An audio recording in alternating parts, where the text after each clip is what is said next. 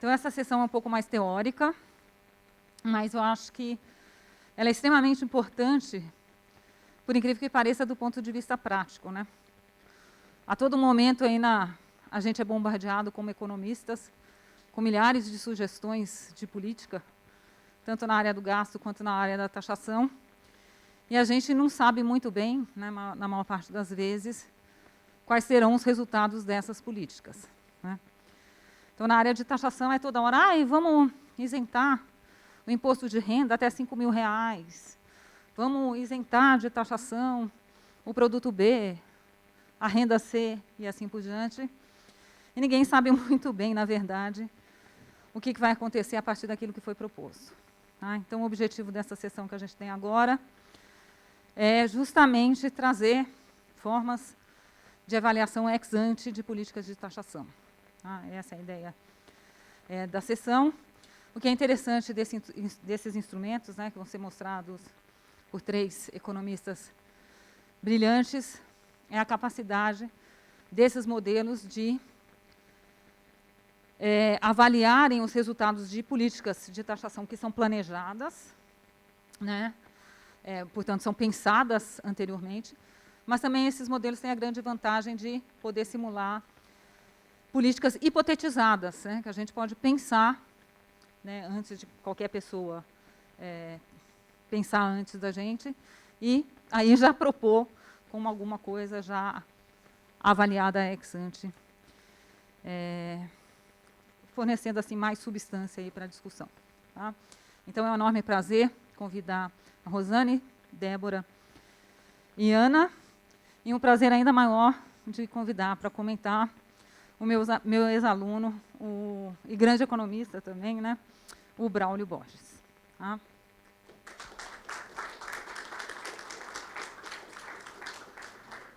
Boa tarde a todos. E muito obrigada pelo convite, Fabiana, e todos os organizadores do evento. E parabéns, né? Esse é um evento assim excelente, assim, super oportuno, enfim, fico feliz de estar aqui. E por mim e pela discussão em si, por todos. O tema, né, da sessão, seminário de taxação no Brasil, desafios e perspectivas. E aí nós vamos falar sobre o BRAMS, né, que a gente chamou de Brazilian Household Microsimulation System, depois eu vou explicar até por que esse nome. E é isso, vamos lá. Né, a gente vai começar falando o que é um modelo de microsimulação de tributos e benefícios.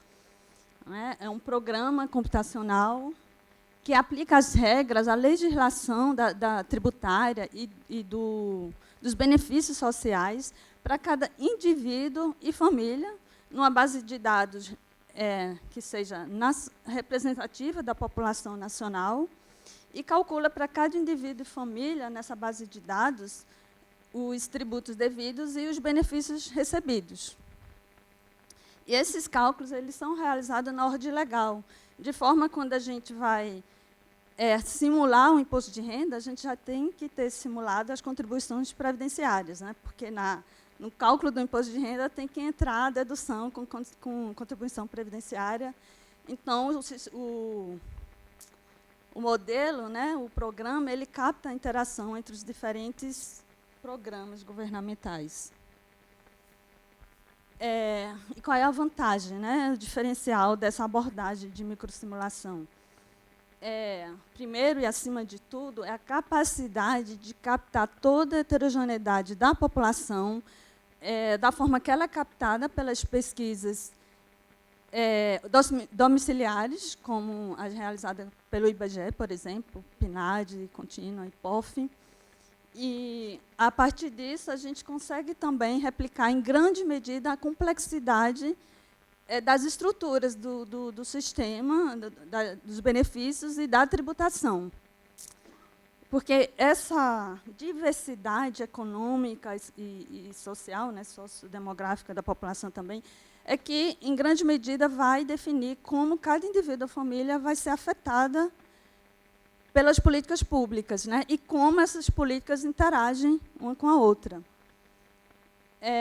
Então, segunda vantagem é que permite avaliar de forma precisa, né, os custos e os benefícios financeiros das políticas, ou seja, olhar ao lado do orçamento também, agregando a partir dos cálculos individuais para os indivíduos, né, a gente parte do nível do indivíduo para o nível macro, e aí você calcula o impacto sobre o gasto público, sobre a receita e o impacto líquido, né, o equilíbrio do orçamento público.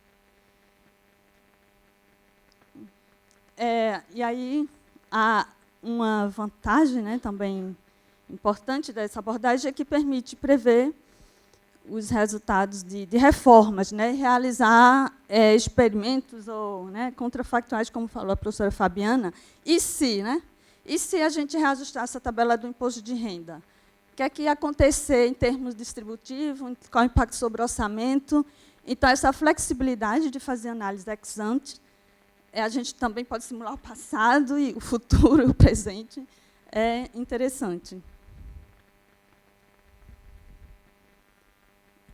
A gente está relacionando aqui produtos típicos, né, de um modelo de microsimulação de tributos e benefícios, que é produzir, né, uma descrição do efeito distributivo detalhado, identificando ganhadores e perdedores de forma detalhada.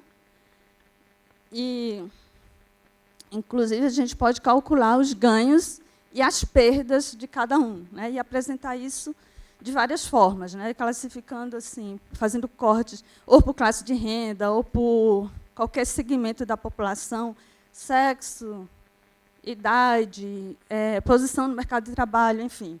Então, impacto distributivo, né, identificando ganhadores e perdedores e o tamanho dos ganhos e das perdas.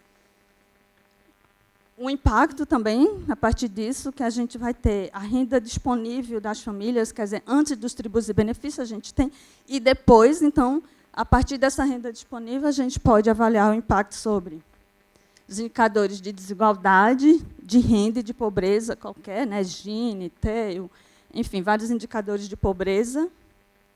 O efeito sobre o orçamento, como a gente falou, receita, gasto, efeito líquido. E a distribuição das alíquotas tributárias marginais efetivas sobre a população, ou seja, essas alíquotas tributárias marginais efetivas seriam a variação na renda disponível das famílias, resultante de um aumento de R$1 na renda de mercado, a renda do trabalho, por exemplo.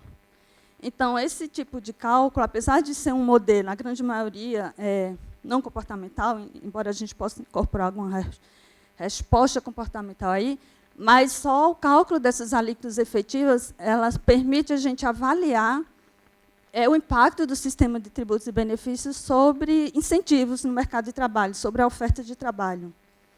Então, geralmente, o pessoal também calcula isso. Por exemplo, a gente, né, vê que quem ganha o auxílio, quer mudar de nome essas coisas, o Bolsa Família, o Auxílio Brasil, enfrenta uma alíquota marginal efetiva de mais de 5%. Né? Pode trabalhar e perder o benefício. Lá.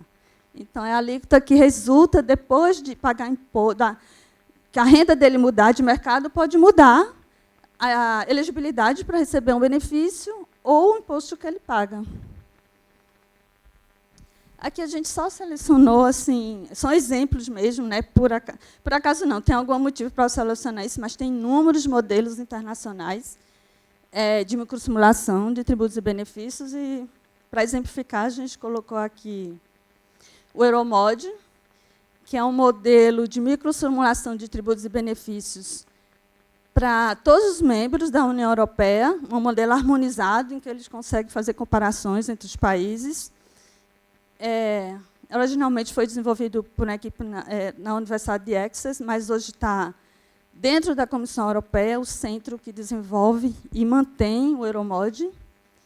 E eles produzem o que eles chamam de DIA, Distributional Impact Assessment. Inclusive, eu li um documento recente, 2 meses atrás, que eles comemoravam assim, o fato da Grécia agora estar utilizando esses relatórios regularmente na elaboração do orçamento público. O governo, quando vai elaborar a lei de orçamento orçamentária, nas versões preliminares, eles colocam tabelas de Distribution Impact Assessment do orçamento. Eles dão um exemplo da Grécia, mas, enfim, alguns países utilizam o Euromod para fazer essas análises, e outros utilizam os próprios modelos nacionais, porque cada um desses países, a grande maioria, também tem um modelo nacional independente do Euromod, ou pode utilizar o Euromod, enfim. O NADSE, que foi desenvolvido e mantido pelo National Center for Social and Economic Modeling, na Universidade de Canberra, na Austrália. Ele é bem tradicional, é líder internacional em microsimulação, de análise de políticas públicas utilizando modelos de microsimulação. E, deixa eu ver aqui, deixa eu falar alguma coisa do NAT, não é isso mesmo, essa liderança deles. O TaxBem, que é um modelo mantido, desenvolvido pelo Institute for Fiscal Studies, no Reino Unido. A gente teve a oportunidade de interagir com alguns dos membros, das pessoas da equipe do TaxBem. É uma instituição independente que atua ativamente na discussão da política pública no Reino Unido. Né? Eles debatem muito isso. Né? E aí, esses centros, eles são independentes, mas eles fazem parceria, algumas vezes, com o governo, com outras instituições privadas. E o TaxSim, esse TaxSim foi desenvolvido originalmente por alunos do Martin Feldstein, na Universidade de Harvard.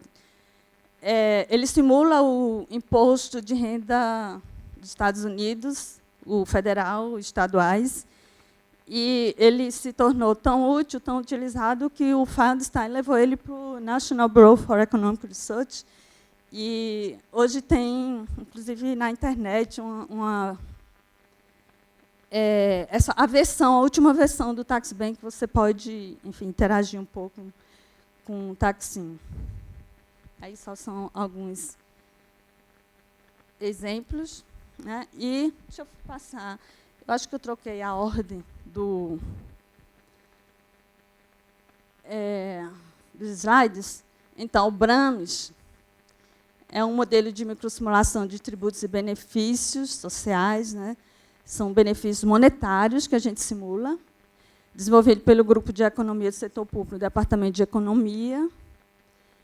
Então, assim, tudo que a gente falou em relação, né, às definições anteriores em relação ao modelo de microsimulação, pode ser aplicado ao BRAMS. É um modelo estático, como a grande maioria dos modelos de microsimulação. Eles, né, tem alguns que são dinâmicos, que simulam mudança ao longo do tempo, mas a grande maioria, inclusive o Euromod, é estático. E uma informação mais técnica, que são algoritmos construídos em SPSS, ligando a Java. Deixa eu voltar um pouquinho para a gente falar, né, como é que surgiu o BRAMS. A gente começou, eu já estou falando aqui, apresentando o BRAMS, gente, mas, na verdade, qualquer modelo de microsimulação envolve uma equipe. Então, nos próprios... Você vai lá no site da União Europeia, em outros, você vai ver que eles dizem que pelo menos 3 ou 4 pessoas para desenvolver e manter o modelo de microsimulação.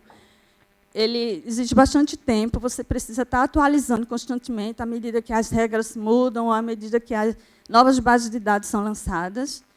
Então, é um trabalho em equipe. Inicialmente, eu e mais 2 colegas da universidade. Aliás, inicialmente foi só eu e um colega. Eu estava voltando lá do meu doutorado em Londres, e eu, enfim, frequentei um pouco a EFS, e aí a gente teve a ideia de criar o MicroSim, que a gente chamou de MicroSim, em 1999, e usava a PNAD de 1996, os microdados da PNAD. A ideia era simular, inicialmente só simulava o programa Bolsa Escola, na época, e várias versões, outras versões, de programas de garantia de renda mínima. Acho que a gente até já simulou também aí um imposto de renda negativo. Então, era só isso. E, um pouco mais na frente, a gente recebeu um convite, na verdade, de alguns pesquisadores que estavam desenvolvendo o Euromod, da equipe do Euromod mesmo, para expandir o microsim, para incorporar outros benefícios e a tributação. Então, assim, eram 3 pesquisadores, um austríaco, um irlandês e um brasileiro que, naturalizado espanhol, ele estava na espanhol, cada um desenvolvendo os modelos nacionais de microsimulação e também interagindo dentro do Euromod. E aí a gente fez uma primeira versão, que foi utilizando a PNAD de 1999, e a gente publicou a descrição desse primeiro modelo, dessa primeira versão, saiu publicada na Economia Aplicada, e em 2006, que é um artigo que tem o título Simulate do Brazilian Tax and Benefit System using GAMS, use BRAMS. Eu fico falando GAMS, que eu usei muito GAMS, que é outro programa. Usem o BRAMS. E aí está na aplicada em 2006. E a versão atual do BRAMS já utiliza a PNAD contínua de 2021. A gente também imputa impostos indiretos a partir da POF e simula benefícios sociais, tributos diretos e os indiretos que são imputados. Agora, deixa eu falar só um pouquinho, né, porque esse BRAMS, esse nome, como eu disse, inicialmente, né, que a gente foi desenvolver o programa, era uma equipe assim, internacional, e esse pessoal assim, do Euromod, eles gostavam de escolher nomes sugestivos assim, para os modelos de microsimulação. Inclusive, tinha uma versão dinâmica do modelo italiano, que eles colocaram o nome de Dynamite. Era o Dynamic Microsimulation Module for the Italian Economy. E aí um deles, né, eles sugeriram, coloca BRAMS. Aí eles tinham um argumento muito forte, não é porque BRAMS, além de... não, porque BRAMS sounds very good. Então vai, né? Por que não? Então coloca, oxente, deixa BRAMS, então ficou, né? Deixa BRAMS, aí foi ficando. O BRAMS realmente sounds good, né? Parece. Então, eu já falei esse slide. Aqui a gente só relaciona o que aqui o BRAMS está simulando hoje, né, que é que a gente consegue considerar no modelo, os benefícios sociais, salário família, seguro-desemprego, abono salarial do PIS/PASEP, o abono anual dos aposentados e pensionistas, que é o 13º, né, dos aposentados, o programa Bolsa Família, na época, enfim, quando essa versão ainda estava usando a regra do Bolsa Família, e o programa Benefício de Prestação Continuada Idosos. Né? O deficiente, a gente não tem informação para simular o LOAS deficiente, o BCP deficiente. Benefícios não estritamente sociais, que a gente chama, são os 13º salário adicional de férias, que a PNAD não capta. Então, para a gente ter uma estimativa melhor da renda e dos impostos, então, para anualizar isso, a gente calcula o 13º adicional de férias, a gente simula o imposto de renda da pessoa física, contribuições previdenciárias do empregado, do empregador, mas assim, a gente trabalha mais com o do empregado, funcionário público, militar, empregado doméstico, não, cada um tem suas especificidades, né, o autônomo também. Aí a contribuição sobre as folhas e os tributos indiretos que são imputados por classe de renda a partir da POF, estimativas usando a POF. A base de microdados do BRAMS, a principal, né, é a pesquisa nacional por amostra de domicílios contínua, a última versão é 2001, e os impostos diretos, já falei, a gente imputa.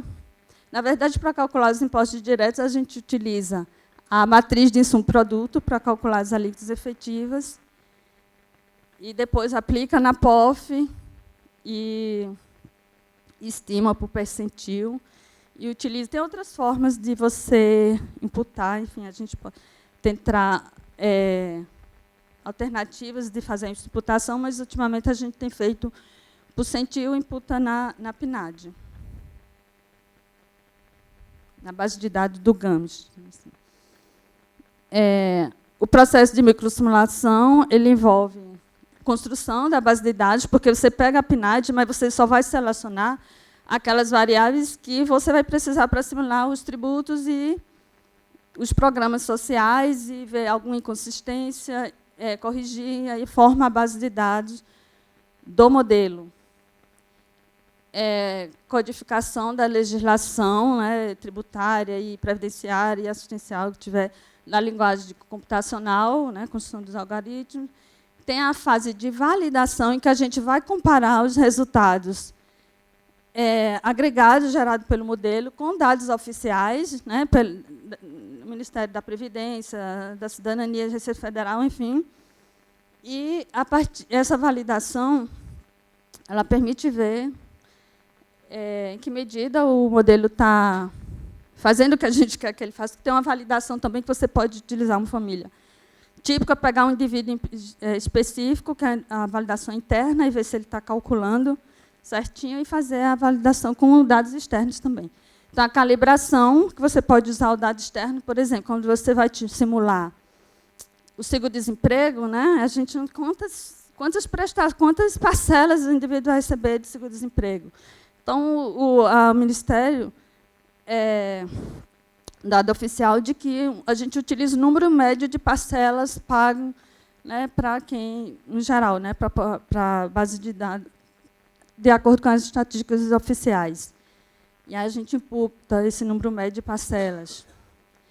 Seria uma calibração, seria antes da simulação. E o alinhamento de dados, quando a gente quer reproduzir realmente o programa, por exemplo, o Bolsa Família, se a gente usar exatamente a regra do programa, você vai, quando você compara o dado oficial, você não tem nem na metade do gasto do Bolsa Família. Então, a gente tem que flexibilizar, por exemplo, normalmente a gente utiliza só a renda da pessoa de referência de domicílio para fazer o cheque, né, da elegibilidade. Então, e aí a gente consegue aproximar bem melhor do que o dado, porque a PNAD já tem informação sobre Bolsa Família, mas não só aqui, como nos outros países. Esse tipo de informação, como também de imposto, quando tem, elas não são bem captadas pelas pesquisas. E aí a gente tem várias explicações para isso. Uma é que as pessoas realmente têm medo de responder eu recebo, quando elas acham que elas podem perder aquele benefício. Está terminando. E aqui é um desenhozinho da estrutura do modelo de microsimulação, né? A gente parte das pesquisas realizadas pelo IBGE, os microdados, constrói essa população base, onde já está feita toda a limpeza de dados, tratamento de missing, dados que chamam missing, e aí a gente geralmente vai tentar adotar o procedimento padrão que outras pessoas, modelos de microsimulação, utilizam para lidar com esses problemas de missing e outros. E aí a gente tem a base de dados do BRAMS. E a outra parte da estrutura são os algoritmos, né? Onde a gente pegou as regras e fez a tradução para o programa das instruções para calcular os programas e os impostos. Uma terceira parte dessa estrutura, que alguns modelos têm, nós não temos ainda, que é uma interface amigável. O Euromod tem, isso seria bem interessante, você ter uma interface amigável em que o usuário, que não precisa, enfim, estar mexendo na programação propriamente dita, pode ir lá e alterar algum parâmetro do sistema de tributos e benefícios e ver o que acontece com ver o que acontece quando ele muda, certo? Por exemplo, e se a gente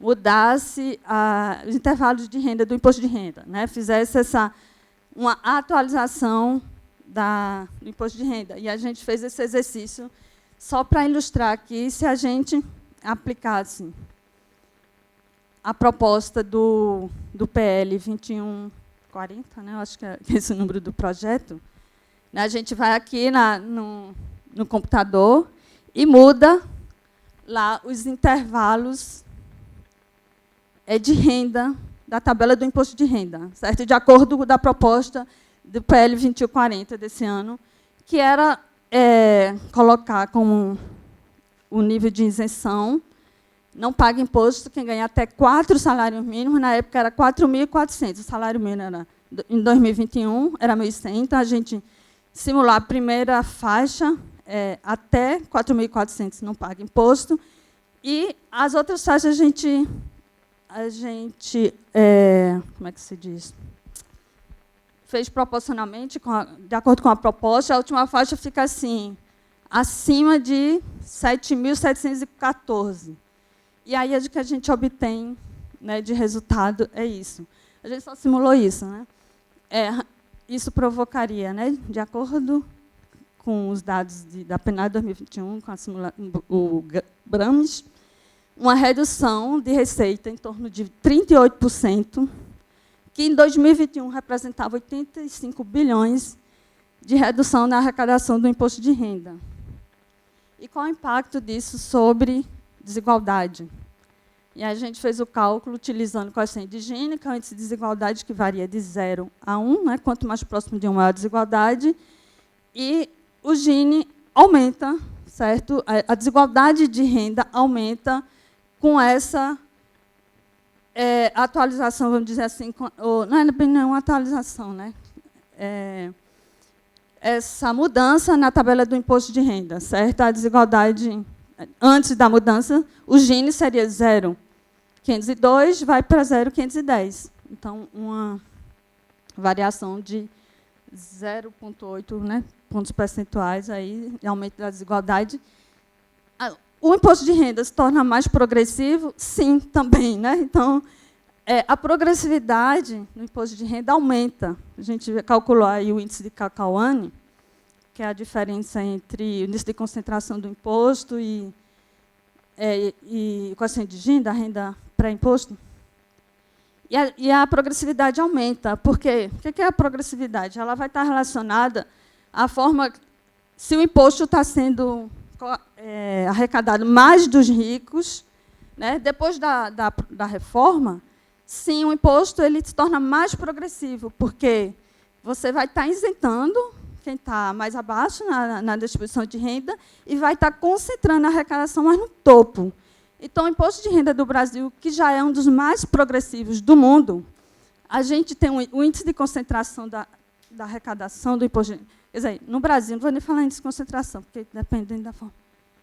87% da arrecadação do imposto de renda é nos 10% de renda mais alta. Não vou nem falar 10% mais rico, porque não é rico necessariamente, mas vai estar lá, em termos, nos 10% de renda mais alta da população, você arrecada 87% do imposto de renda.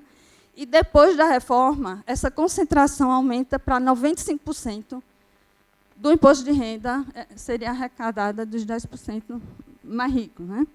Então, você aumentou, tornou o imposto mais progressivo, porque a arrecadação está concentrada mais no topo, mas, pelo fato de você ter perdido receita, o Gini aumenta, a desigualdade aumenta, porque o impacto distributivo do imposto ele depende das duas coisas, do tamanho do imposto em relação à renda das famílias e da forma como ele está distribuído, quer dizer, da concentração dele, da progressividade. Enfim, o último slide, mais um. A gente não calculou sobre pobreza, porque pobre não paga imposto de renda, então, só com essa reforma, eles não vão ser... não vai afetar. mas assim, a distribuição dos ganhos, todo mundo ganha nesse aí, porque a gente não simulou também como é que vai ser feita a compensação, se vai criar uma alíquota maior, uma alíquota marginal maior, outra alíquota, ou se você vai cortar gastos, enfim.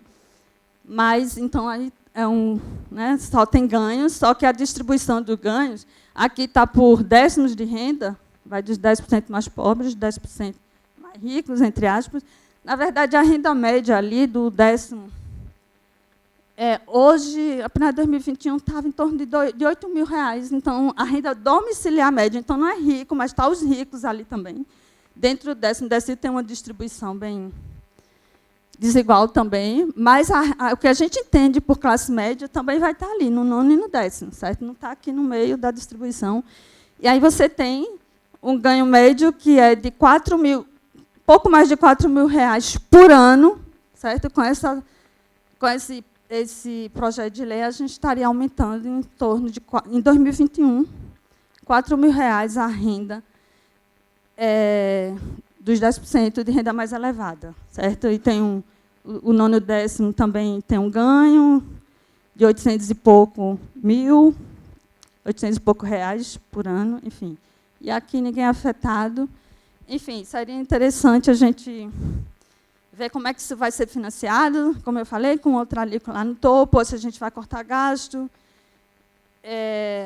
Esse tipo de análise ele é extremamente útil para a gente também discutir não só o impacto sobre o bem-estar de uma reforma, de qualquer mudança no sistema de tributos e benefícios, mas também a viabilidade política, a dificuldade de se aprovar uma mudança, certo? Quando você explicita quem são os ganhadores, quem são os perdedores, qual é o tamanho dos ganhos e da perda, qual é o impacto sobre o orçamento. Essa, eu acho que é a ideia principal desse programa. Eu não tenho que saber, né?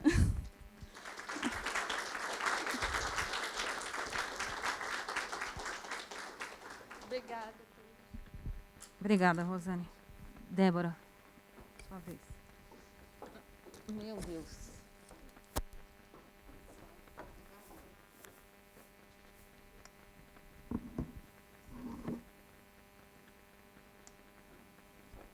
Boa tarde. Primeiro de tudo, queria agradecer ao Rodrigo o convite. Super prazer estar aqui. Agradecer a Fabiana a recepção. Super prazer estar aqui hoje. Estou impressionada com o nível das mesas e da plateia também.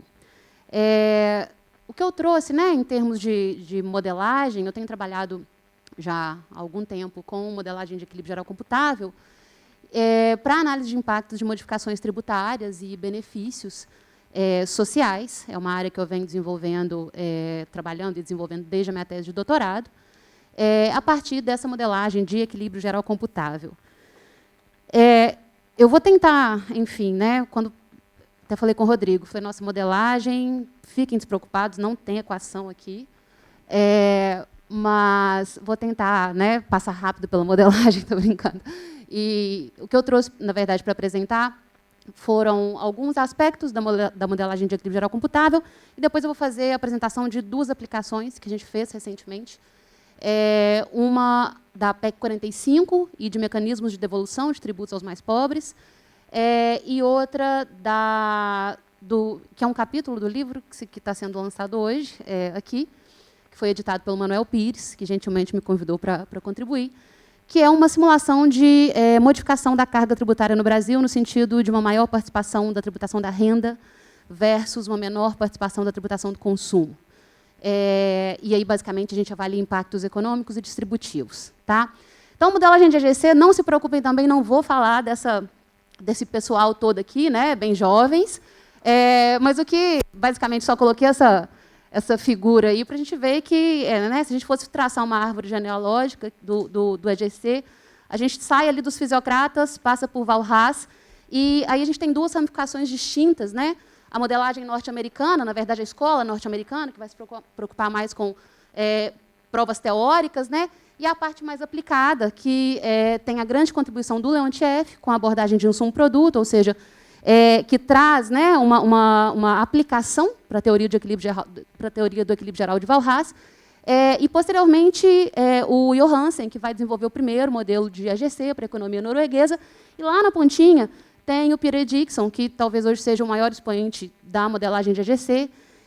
Ele é do COPS, da Austrália, e é de lá que a gente vem bebendo bastante da fonte, no sentido tanto do estado da arte, de onde que eles estão, né, em termos da modelagem, e também da evolução computacional, dos ganhos computacionais que eles vêm desenvolvendo para que esse tipo de análise seja possível. Porque são modelos grandes, são modelos multissetoriais, que envolvem uma quantidade de dados muito grandes, e a gente precisa, de fato, de um desenvolvimento computacional importante. Então, basicamente, os nossos modelos que a gente tem trabalhado lá no CDPLAR, no NEMEA, estão naquela parte de lá, da escola norueguesa australiana. Então, o desenvolvimento da modelagem de AGC, os modelos de AGC são desenvolvidos a partir dos modelos de insumo-produto, de programação linear, incluindo equações lineares e substituição neoclássica na produção e demanda. Então, a gente está falando de um modelo de preços relativos, que é diferente do insumo-produto, ou seja, a gente parte da abordagem de insumo-produto, que nos dá a consistência, os fluxos que a gente precisa para entender a abordagem de fluxo circular da renda, ou seja, para conseguir mapear os fluxos de renda, os fluxos de produção, renda e despesa numa economia.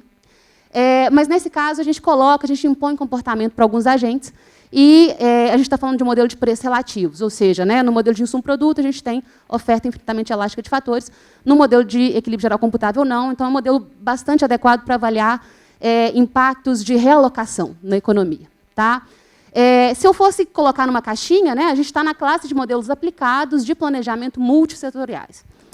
Multissetoriais. São modelos multissetoriais e que são modelos para avaliação ex ante, como a Fabiana muito bem colocou, que a gente tenta sempre responder também o e se.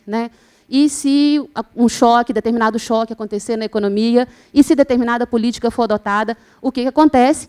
E aí, já que é um modelo derivado dos modelos de insumo-produto, a grande questão aqui é considerar a interdependência setorial e a interdependência entre os agentes de uma economia. Então, como que isso se dá de forma sistêmica e complementar? Como eu disse, o primeiro modelo AGC vai ser desenvolvido e aplicado pelo Johansen, em 1960, para a economia norueguesa. E, de lá para cá, a gente tem uma longa tradição no desenvolvimento e aplicação da modelagem AGC para estudos tributários. Talvez seja a que mais tenha sido desenvolvido. Depois de comércio, talvez. A gente tem um grande histórico de aplicação de modelos AGC para comércio, inclusive barreiras comerciais e assim por diante. Mas os impactos tributários, modificações tributárias também são um tema que são muito aplicados e muito trabalhados com equilíbrio geral computável.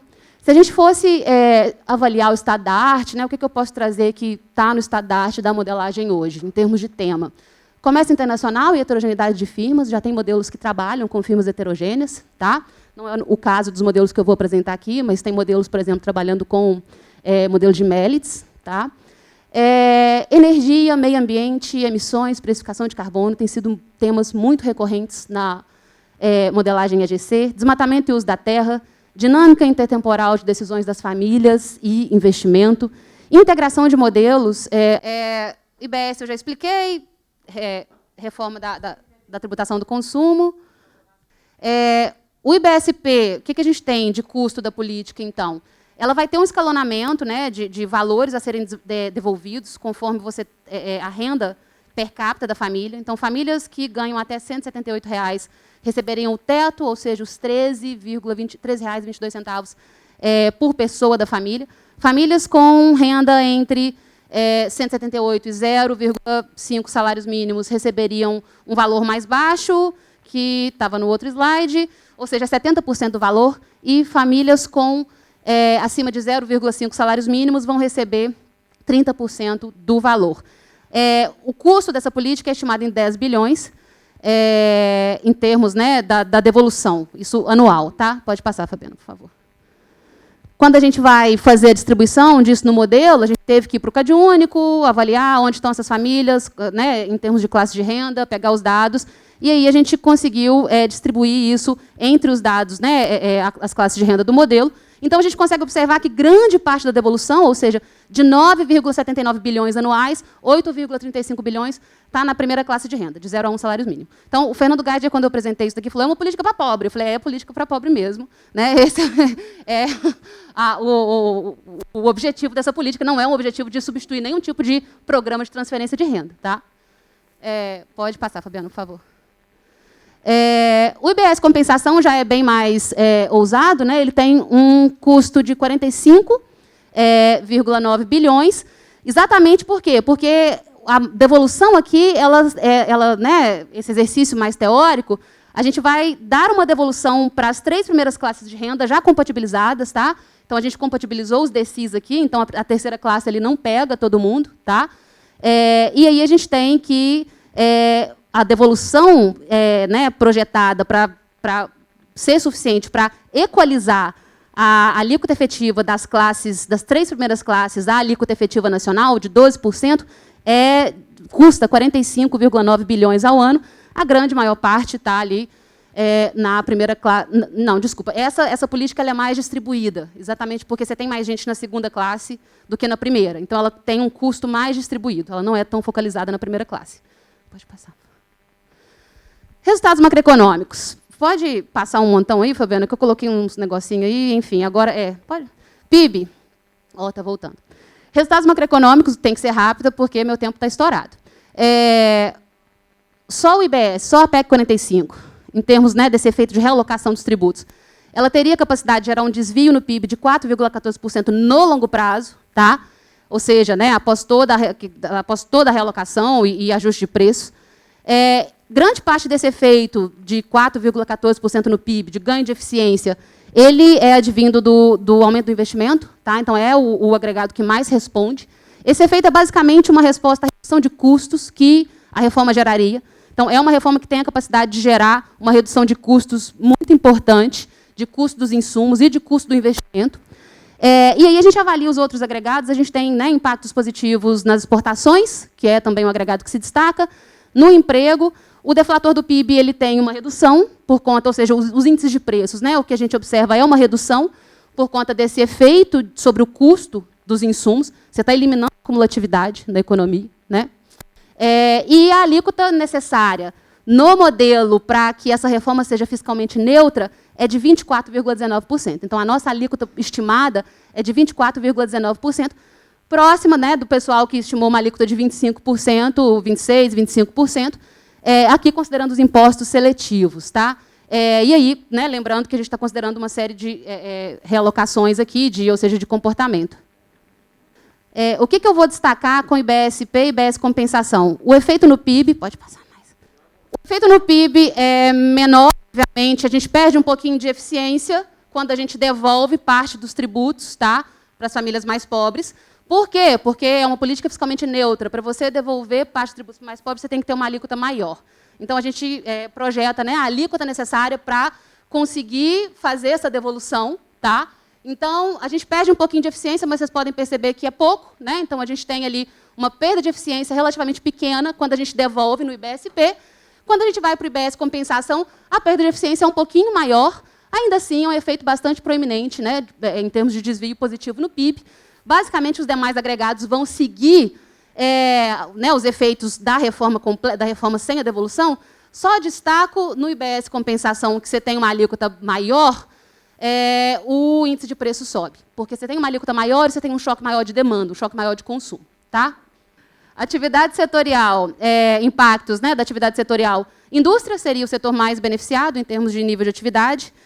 No agregado de serviço seria beneficiado também nesse impacto que a gente capta só de realocação. Tá? Só que vocês podem perceber que os serviços é menos afetado, ou seja, compra menos insumos intermediários. Né? Obviamente, ele vai ser menos impactado pela redução da cumulatividade, ao mesmo tempo que ele tem atualmente uma alíquota maior, então, uma alíquota menor, e com o IBS ele passa a ter uma alíquota maior. Tá? Setores, quando a gente abre os setores, né, em termos dos impactos setoriais, resultados positivos para a maioria dos setores, e nessa simulação a gente percebe impactos negativos para a educação mercantil, saúde mercantil, serviços pessoais, basicamente por conta da elevação, no caso desses setores, você tem uma elevação da alíquota, né, e o nível de atividade, esses setores aumentam, há redução de custo para esses setores também, tá? Só que o aumento da alíquota ele é maior. Impacto no consumo das famílias, aqui, o que a gente tem? Aqui é o desvio em relação ao impacto médio, impactos progressivos. Isso não significa impacto negativo no consumo das famílias, tá? Significa que a gente tem impactos maiores, tanto da PEC 45 sem devolução, quanto do IBSP para as primeiras classes de renda, e impactos abaixo da média, abaixo do impacto médio, para as classes de renda, né, do meio para frente. Quando a gente compara o IBSP com o IBS compensação, a gente observa que o IBS compensação ele distribui mais o efeito sobre o consumo. É sobre o consumo esse efeito, não sei se eu falei renda, mas a gente distribui esse efeito, ao passo que o IBSP ele tem um efeito muito proeminente no consumo dos mais pobres, de fato, da primeira classe de renda. E aí, basicamente, efeitos progressivos de consumo. Por que a gente tem efeito progressivo de consumo, mesmo na PEC 45, que não tem devolução? Por conta da cesta de consumo das famílias, que é diferenciada, né? Conforme a gente avança na estrutura distributiva, o que a gente vê? Serviços ganham participação, indústria perde, né? Produtos perdem participação, serviços ganham. A reforma ela incentiva mais a indústria, a redução de custo e de preço da indústria, ao passo que serviços, né, para alguns serviços, inclusive, a gente tem um aumento de preço. E aí a gente consegue observar que, em termos do consumo, a gente estimula mais o consumo, né, das famílias mais pobres, o custo do consumo, da cesta de consumo das famílias mais pobres, cai mais do que o das famílias mais ricas. Tá? O índice de preços ali mostra exatamente isso, que é relativo também. Bem-estar, ganhos de bem-estar, IBS, IBSP para todo mundo, é monetário, então ele vai aumentar mesmo, porque ele é monetário dividido pelo número de famílias, variação equivalente. Ele aumenta, basicamente, porque você tem menos famílias no topo. Só que, quando a gente vê o IBS compensação, por conta da alíquota mais alta, aí a gente vai ver perda de bem-estar para as classes mais altas. Tá? Não é uma política que tem um efeito distributivo maior, mas ela tem perda de bem-estar para as classes mais altas. E o impacto no Gini, a reforma, a PEC 45, teria uma redução, esse Gini do consumo, tá? Não mensuramos aqui o Gini da renda, exatamente porque esse modelo não é aquele que capta a distribuição secundária da renda e as fontes, né, diversas de renda. E aí a gente faz esse Gini do consumo, né, entre as 11 classes de renda. O que a gente observa queda do Gini para o IBS, sem qualquer tipo de devolução, queda maior, né, do Gini com IBSP, e queda muito proeminente com IBS compensação, óbvio, mas, como eu já mostrei, é uma política que teria um custo de eficiência mais elevado. Eu vou deixar vocês lerem o capítulo, a parte do capítulo, porque eu já estourei meu tempo, mas, basicamente, aqui a gente muda, né, tributa dividendos e reduz tributação do consumo de forma fiscalmente neutra. O que a gente tem aqui, né, o que talvez seja mais interessante notar, é o impacto no PIB positivo, um desvio positivo, basicamente pela realocação de consumo que você faz, você está transferindo o consumo do topo para a base. Todo mundo recebe a desoneração, obviamente, né? Quando você desonera consumo, todo mundo recebe, mas a tributação sobre o consumo ela é mais pesada, ela tem maior peso na renda dos mais pobres, e os mais pobres, né, gastam uma maior parcela da renda, e eles têm um padrão de consumo que é distinto, e aí a gente observa esse efeito no PIB e no consumo das famílias positivo. Renda das famílias. A família de classe mais alta perderia em termos de impacto real na renda, porque ela está sendo, basicamente ela que está sendo tributada em termos de dividendos. Tá? E a gente tem ganhos de renda para as demais famílias, com um impacto no Gini de 1,11% de queda, né, no índice de Gini aqui da renda mesmo, entre as 11 classes de renda. Esse Gini, pessoal, não é de indivíduos, é entre as 11 classes. Enfim, terminei só dizer, né, obviamente, tem uma série de pressupostos, a modelagem, então, talvez o que seja importante para a gente considerar em termos de avanço, né, que a gente vem trabalhando, inclusive. Considerar a oferta de trabalho como endógena, a gente tem demanda por trabalho endógeno, a gente não tem oferta por trabalho endógena, tá? Para a gente trabalhar melhor tributação direta e benefícios, tentar captar a sensibilidade, né, da oferta de capital, a tributação na pessoa física e a de trabalho também. Além, por exemplo, testar diferentes funções de consumo, né, funções de consumo não lineares e assim por diante. E aí, basicamente, em termos das aplicações, eu acho que já ficou muito nítido, né? Ou seja, para a tributação do consumo hoje, não há trade-off entre eficiência e equidade em você reformar a tributação do consumo, tá? Na direção de um IVA. E, basicamente, se a gente muda a composição da carga tributária, a gente consegue algum efeito expansionista no Brasil. Obrigada, gente.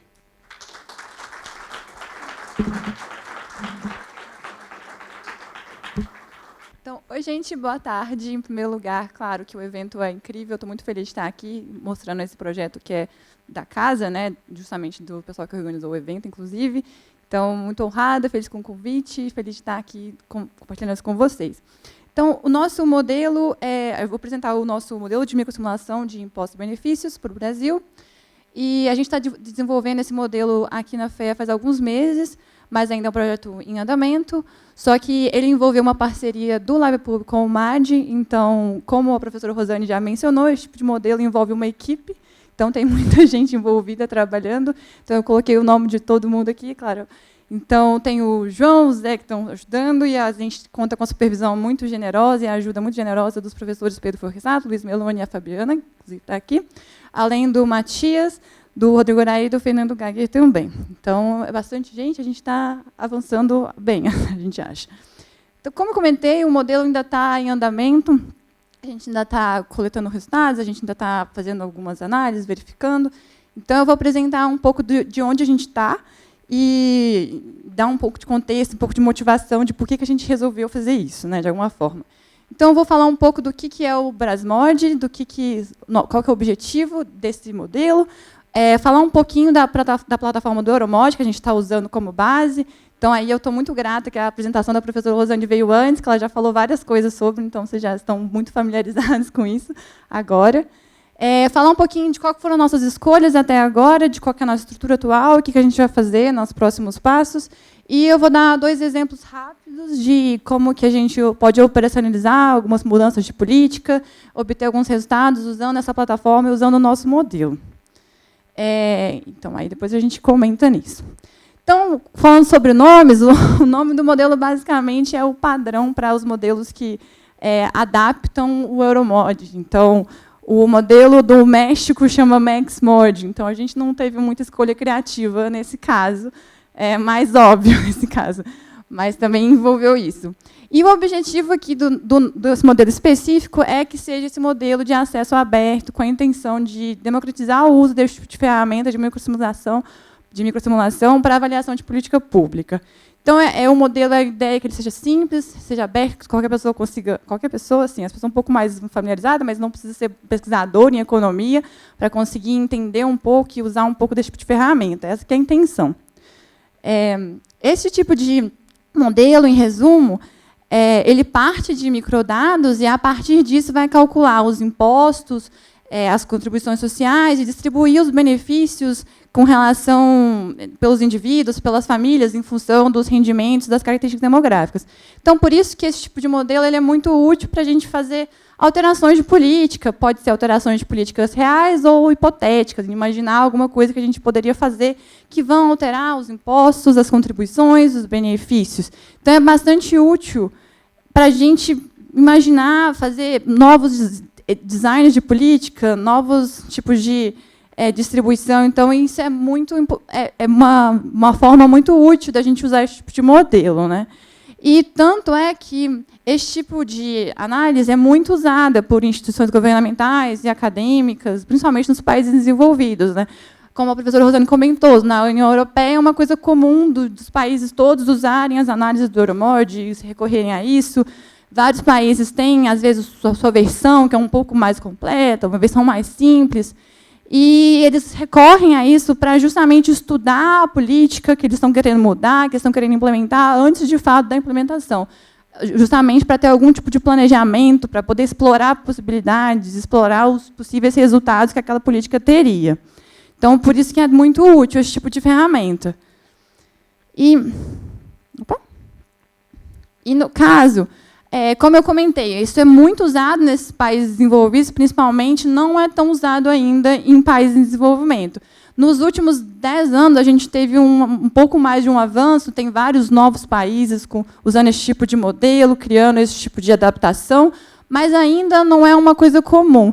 E ainda é menos comum ainda a gente ter esse tipo de modelo que seja de acesso aberto, de fácil uso, de fácil acesso para pessoas que não estão, de fato, na pesquisa, assim. Então, a gente está tentando contribuir com isso, assim.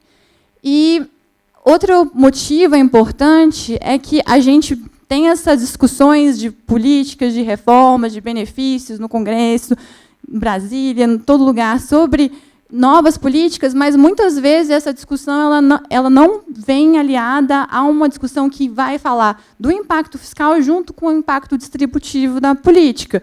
E isso é muito importante, a gente às vezes não sabe como que as pessoas às vezes não dão tanta relevância para qual que seria o impacto distributivo de várias políticas. Isso é muito importante ser analisado também. Então, obviamente, eu vou usar a professora Rosane, o exemplo que ela deu da Grécia, que, por exemplo, achei bem interessante que agora eles estão usando isso, mas não é uma coisa comum de ser feita. E num país tão desigual como o Brasil, em que a desigualdade é um problema tão grande, é um pouco estranho que a gente não considere como fosse uma coisa muito importante o impacto que as políticas vão ter na distribuição e na desigualdade. Porque, justamente, quando a gente alia essas duas informações, qual que vai ser o impacto fiscal da política, qual que vai ser o custo dela, mas também qual que vai ser o efeito distributivo, a gente tem mais informações para tomar decisões e para fazer melhores políticas, na verdade.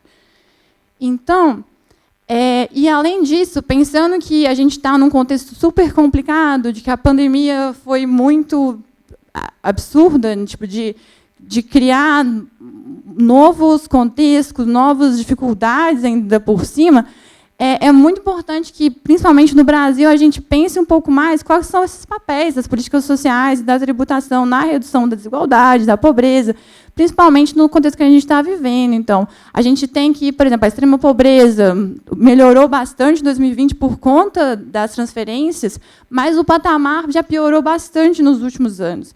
E aí isso a gente vê o tanto que por exemplo, esse indicador estava muito relacionado com as transferências, com a dependência de várias famílias a esse tipo de política. Então, é super importante a gente entender melhor quais que são esses papéis, quais que são os limites e até onde isso vai. E é por isso que ter esse tipo de ferramenta sendo aplicada, sendo mais usada, é muito importante. E, falando especificamente do Euromod, o Euromod ele é um conjunto de modelos para a União Europeia, então são os modelos de microsimulação de taxação e benefícios de todos os países da União Europeia, mas ele também é um software, meio que vem o pacote completo, que são as regras, em teoria, mas eles também têm um software próprio, que chama Euromod também, que é um software criado especificamente para esse tipo de análise.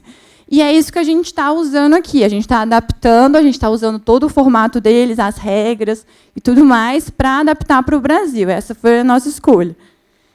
E por que a gente fez isso? Tem vários motivos. O primeiro motivo é que a plataforma do Euromod ela é muito simples de acessar, de mexer, e ela é muito flexível. E por que isso? Porque a linguagem da plataforma ela foi desenvolvida especificamente para a gente simular impostos e benefícios. Não é de benefício, está errado, mas é isso, impostos e benefícios. Então, é especificamente para isso. Então, é muito mais... Então, tem uma função que, por exemplo, é cálculo de benefício, é muito mais intuitivo, muito mais fácil de se mexer com isso do que, às vezes, ir para um software estatístico, que muita gente não tem ideia de como que mexe. Né? Então, ela é bastante simples e bastante flexível para a gente mexer com esse tipo de coisa. E também, além de tudo, a gente tem a versão completa do Euromod, do software, que vai ter todo o modelo lá, toda a estrutura dos países, mas também é muito fácil da gente pegar essa estrutura, uma vez que ela existe, e transformar numa coisa mais simples, mais básica. Então, tem versões do Euromod que são versões de navegador, que são tipo um site que é inspirado, que tem uma estrutura, eles usam uma parte do código, mas aí é muito mais fácil, muito mais simples de ser utilizado para um público ainda menos especializado, vamos dizer. Tem alguns países, inclusive, que fazem seus próprias adaptações do Euromod, mas para esse tipo de coisa, para um navegador, assim, para a tributação, por exemplo, às vezes, de reforma de imposto de renda de pessoa física, é até mais fácil. Então, a gente tem todas essas possibilidades usando essa ferramenta.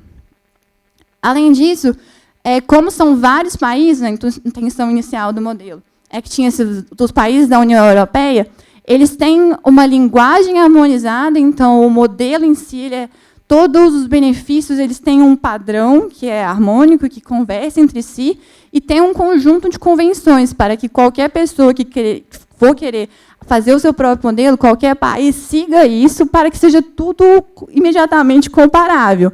Então, isso é uma vantagem imediata, né? A gente pensa que, se a gente entender um pouquinho de como é que funciona o software, um pouquinho de como que funciona o modelo, a gente bate o olho no modelo de qualquer país e a gente consegue comparar automaticamente, por exemplo, políticas de benefício de criança, de família, uma coisa desse tipo. É muito fácil a gente comparar, uma vez que a gente tem alguma familiaridade. E, além de tudo, a gente também pode comparar na prática, né? A gente pode simplesmente usar, tipo, trocar as regras de uma forma muito fácil, porque está tudo comparado, viu? Tudo harmonizado. Então, é muito fácil a gente pensar, que a gente quer pensar, como que é essa reforma, essa política de transferência de renda para, sei lá, política de transferência de renda para jovens, por exemplo, que funciona num país X da Europa, como isso funcionaria no Brasil, quais seriam os efeitos. É uma coisa muito fácil de ser adaptada, que é basicamente copiar e colar de um modelo para o outro, nesse caso, porque, como tudo conversa, isso tudo é muito fácil de ser feito. E a gente também tem agora, como eu comentei antes, versões disponíveis ou sendo desenvolvidas para vários outros países fora da União Europeia. Então, tem vários países da América Latina e da África que já têm os seus modelos em andamento ou já estão disponíveis. Então, essa comunidade de usuários desses modelos específicos, que são os do Euromod, está aumentando bastante. Isso também ajuda, também tem benefício de pensar que cada vez mais países vão ter essa linguagem intercambiável. Então, isso é um benefício automático. A gente teve acesso, por exemplo, tem o modelo do México, já está disponível, do Equador, da Colômbia. Na África tem vários países. Eu peguei o modelo da Zâmbia, de Moçambique também. Então, tem vários aí que já estão disponíveis e que são super úteis também e conversam com o que a gente está querendo fazer, né? E outra vantagem automática é que o modelo ele é muito transparente, ele está todo documentado, essa documentação está toda completa e disponível. Ele é aberto, como eu disse, principalmente o software do Euromod. É só abrir o site, baixar, você já tem os modelos de todos os países lá para ser consultados, para brincar, e ele é muito amigável para qualquer pessoa que pega a plataforma. Não é uma coisa, não é um código, assim, tem uma legenda explicadinha e tudo mais. Então, ele é bem amigável, então facilita o uso para, por exemplo, formuladores de política pública que queiram usar esse tipo de ferramenta. Mas uma coisa que também é importante a gente ressaltar é que o modelo ele é estático, então ele não vai computar nada comportamental, como o modelo da Débora faz, por exemplo, que é uma diferença importante. Ele é um modelo estático, então ele vai avaliar só esse morning after effect, a da implementação da política, o efeito direto, apenas isso, mas já é super útil já, e se conversa com essa classe de modelos em si. Então, essa figura é direto do material deles. E, assim, não tem nenhum segredo, acho que todo mundo aqui tem uma familiaridade com isso, e a professora Rosane já também apresentou dela, que é bastante similar nesse sentido. Então, mas tem uma coisa que é legal, umas coisas que são legais de ressaltar. Assim. Então, basicamente, o que o Euromod faz? Como que ele funciona? A gente tem os microdados, que estão no nível dos indivíduos e dos domicílios, ele vai aplicar a esses microdados o modelo, que são as regras, que é um programa, que são as regras de política de benefícios de taxação. E, com isso, o software vai, então, calcular e distribuir esses benefícios, ele vai coletar os impostos. Isso tudo o software faz considerando justamente uma ordem específica em que as políticas é aplicada, considerando a interação entre essas políticas, como que isso vai afetar os resultados, tudo o software já considera automaticamente. E aí, obviamente, a gente vai ter os resultados, que a gente vai ter um novo output. E o que é muito legal no software, que é bastante mais democrático ainda, é que ele já vem com um plugin de estatística que ele já te apresenta assim, automaticamente vários indicadores. A gente já tem indicadores fiscais, a gente tem Gini, a gente tem distribuição de renda. Isso é tipo tudo automático. Você só clica lá e tipo, coloca o modelo e é muito fácil. Então, assim, muito rapidamente você já obtém vários resultados que já estão te dando alguma intuição de como que aquela ideia de política funcionaria ou não. Então, isso é muito útil, principalmente pensando que a gente quer que pessoas usem esse tipo de ferramenta, que o modelo vai ser aberto, e que a gente quer que formuladores de política usem e tudo mais. Então, isso é bastante útil também. Então, falando do nosso modelo específico, por enquanto, a gente está trabalhando com os dados da APOF, a gente está usando só os dados da APOF, por enquanto, no nosso modelo, mas, assim, isso pode ser alterado, isso pode ser mudado de forma muito fácil. A gente pode adicionar a PNAD, a gente pode adicionar algum dado administrativo, de preferência, Não, teria que ser a dado administrativo que está disponível, acessível, né, livremente. Mas isso tudo é possível de ser complementado e adicionado lá também, não tem nenhum problema. A gente está usando, a gente está fazendo a partir de 2018 para cá, mas assim que o modelo estiver pronto, redondinho, é muito, muito, muito fácil levar ele para qualquer ano que a gente quiser. Assim, tipo assim, a gente já tem uma estrutura que funciona, que a estrutura não mudou tanto, talvez. É muito fácil de ir adaptando, fazendo pequenas adaptações para levar para outros anos. Então, no caso, o Euromod chama os anos, na verdade, de sistema. É como que tem um sistema de 2018, um sistema de 2019. Tanto porque a gente pode ter sistemas hipotéticos, pensando que você vai aplicar uma reforma no ano de 2023, por exemplo. Então, seria nesse sistema hipotético. Então, ele tem essas coisinhas, que é tipo a convenção do modelo, mas que é justamente para deixar mais livre das pessoas não ficarem tipo apegadas ao ano. Assim, é uma coisa de deixar... Por isso que eles chamam de sistema. É um pouco estranho, mas faz sentido. Assim. Então, por enquanto, a gente ainda está, como eu disse, a gente está em andamento, a gente tem uma parte do modelo pronta, que a gente adicionou o imposto de renda, Bolsa Família, auxílio emergencial, mas a gente ainda tem que adicionar várias coisas, a gente tem que trabalhar em contribuições sociais, em tributos subnacionais, talvez, em tributação indireta, é uns passos mais avançados, mas que a gente ainda vai chegar lá. Então, como a gente apresentei um pouquinho do modelo, eu trouxe 2 exemplos para ilustrar um pouco de como que a gente usa a plataforma, mais do que ficar refletindo assim, sobre os resultados. Não estou recomendando política, nem nada do tipo, a gente é mais para ilustrar um pouquinho do que o modelo faz, do que a gente pode obter com isso. Então, a primeira política que eu trouxe, inclusive, é a mesma que a professora Rosana trouxe, que é o projeto de lei 1140, do deputado Danilo Forte, de 2020, que altera a tabela progressiva do IRPF. Então, só para explicar o que é esse projeto de lei, ele basicamente está atualizando, está alterando essas faixas, as faixas do imposto de renda.